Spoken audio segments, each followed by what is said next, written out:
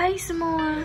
Nah, pada saat ini kami dari kelompok 7 dalam video pembelajaran kali ini kami akan membahas tentang materi dengan topik yang pertama ada mekanisme perbendaharaan negara, yang kedua pelaporan pertanggungjawaban anggaran dan pertanggungjawaban. Nah, teman-teman, sebelum kita masuk dalam materi pembahasan, sebelum itu saya akan memperkenalkan anggota kelompok kami. Yang pertama ada Elis Manikome, yang kedua ada Florensi Gayang, yang ketiga ada Claudia Tiwatu. Mekanisme perbendaharaan negara. Dalam Undang-Undang Nomor 1 Tahun 2004, yang dimaksud dengan perbendaharaan negara adalah pengelolaan dan pertanggungjawaban keuangan negara, termasuk investasi dan kekayaan yang dipisahkan yang ditetapkan dalam APBN dan APBD. Mekanisme pengelolaan keuangan negara berbeda-beda di setiap negara. Begitu juga di Indonesia yang memiliki mekanisme sendiri dalam mengelola keuangan negaranya.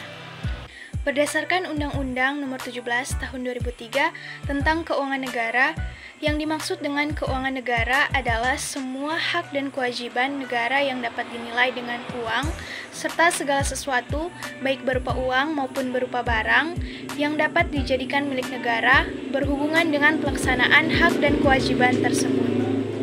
Mekanisme pengelolaan keuangan negara. Kekuasaan pengelolaan negara dipegang oleh Presiden selaku kepala pemerintahan sebagai bagian dari kekuasaan pemerintahan. Kekuasaan tersebut meliputi kewenangan yang bersifat umum dan kewenangan yang bersifat khusus. Namun dalam mengelola keuangan negara, Presiden dibantu oleh sejumlah pihak, mulai dari Menteri Keuangan, Menteri dan pimpinan lembaga negara, serta kepala daerah. Menurut Pasal 6 Undang-Undang Nomor 17 Tahun 2003, sebagian dari kekuasaan tersebut dikuasakan kepada Menteri Keuangan selaku pengelola fiskal dan wakil pemerintah dalam kepemilikan kekayaan negara yang dipisahkan, dikuasakan kepada menteri atau pimpinan lembaga selaku pengguna anggaran atau pengguna barang kementerian negara atau lembaga yang dipimpinnya. Diserahkan kepada gubernur atau bupati atau wali kota selaku kepala pemerintahan daerah untuk mengelola keuangan daerah dan mewakili pemerintah daerah dalam kepemilikan kekayaan daerah yang dipisahkan. Tidak termasuk kewenangan di bidang moneter yang meliputi antara lain mengeluarkan dan mengedarkan uang yang diatur dengan undang-undang. Pelaporan pertanggungan jawab anggaran. Dalam rangka kewajiban bendahara, Satker untuk menyampaikan LPJ bendahara ke KPPN. Berikut ini informasi terkait LPJ bendahara, penerimaan dan pengeluaran sesuai dengan peraturan yang berlaku. Nah, dasar hukum yang pertama Peraturan Direktur Jenderal Perbendaharaan Nomor per 03/PB/2014 tentang petunjuk teknis penatausahaan, pembukuan, dan pertanggungjawaban bendahara pada Satuan Kerja Pengelola Anggaran, Pendapatan dan Belanja Negara, serta verifikasi laporan pertanggungjawaban bendahara. Yang kedua, Peraturan Menteri Keuangan Nomor 230/PMK 05/2016 tentang perubahan atas Peraturan Menteri Keuangan Nomor 162/PMK 05/2013 tentang kedudukan dan tanggung jawab bendahara pada Satuan Kerja Pengelola Anggaran, Pendapatan dan Belanja Negara. Nah, apa itu laporan pertanggungjawaban bendahara? Nah, laporan pertanggungjawaban bendahara adalah laporan yang dibuat oleh bendahara penerimaan atau pengeluaran atas uang atau surat berharga yang dikelolanya sebagai pertanggungjawaban pengelolaan uang. Nah, LPJ bendahara wajib disampaikan ke KPPN paling lambat tanggal 10 bulan berikutnya atau pada hari kerja sebelumnya jika tanggal 10 adalah hari libur. Rekonsiliasi laporan pertanggungjawaban. Nah, rekonsiliasi data LPJ merupakan wewenang seksi verifikasi dan akuntansi. Satker wajib mengupload ADK LPJ bendahara penerimaan dan pengeluaran ke aplikasi Sprint. Dan Satker juga wajib mengirimkan hard copy LPJ bendahara penerimaan dan pengeluaran beserta lampirannya ke KPPN Jakarta 7 melalui email. Nah, apa saja yang harus dilampirkan ketika mengirim LPJ? Nah, LPJ bendahara penerimaan wajib dilampiri 1.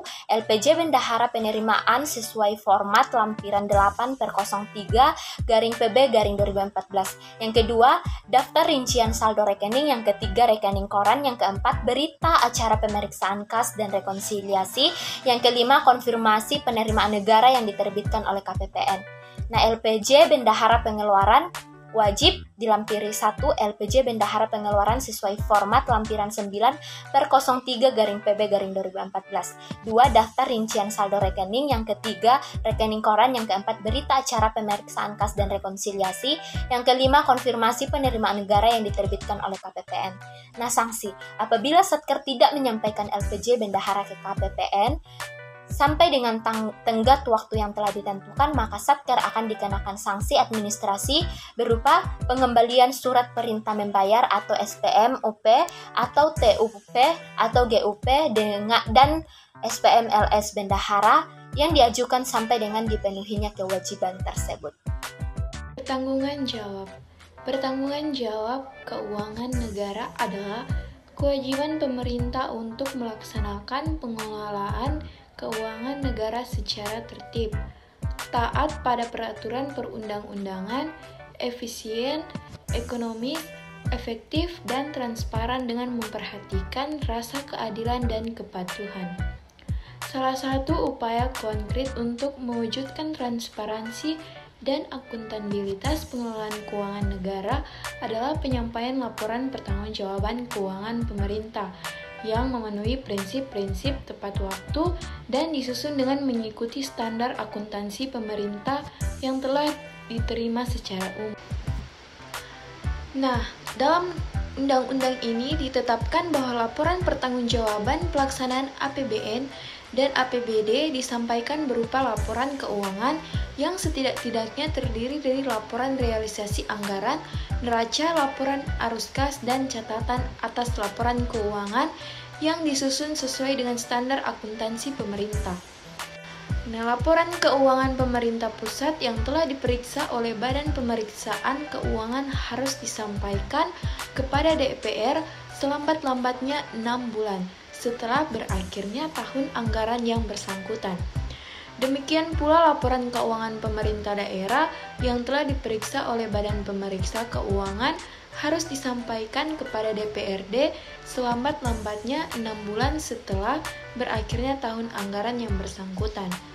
Dalam rangka akuntabilitas pengelolaan keuangan negara, menteri atau pimpinan lembaga atau gubernur atau bupati, wali kota selaku pengguna anggaran, pengguna barang bertanggung jawab atas pelaksanaan kebijakan yang ditetapkan dalam Undang-Undang tentang APBN atau Peraturan Daerah tentang APBD dari segi manfaat atau hasil.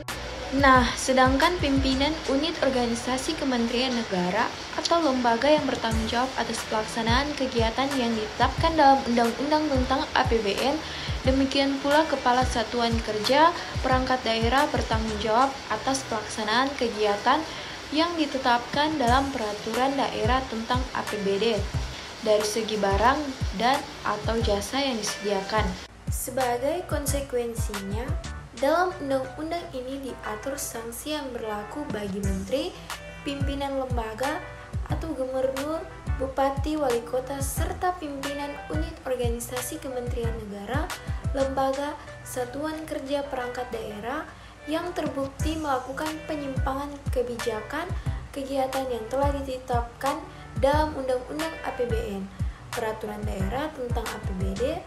Ketentuan sanksi tersebut dimaksudkan sebagai upaya preventif dan represif serta berfungsi sebagai jaminan atas ditaatinya undang-undang tentang APBD atau peraturan daerah tentang APBD yang bersangkutan. Nah, selain itu perlu ditegaskan prinsip yang berlaku universal bahwa barang yang siapa diberi wewenang untuk menerima, menyimpan dan membayar atau menyerahkan uang, surat berharga atau barang milik negara bertanggung jawab secara pribadi atas semua kekurangan yang terjadi dalam pengurusannya. Kewajiban untuk mengganti kerugian keuangan negara oleh para pengelola keuangan negara dimaksud merupakan unsur pengendalian intern yang handal. Nah, demikian materi pembahasan video kami. Terima kasih.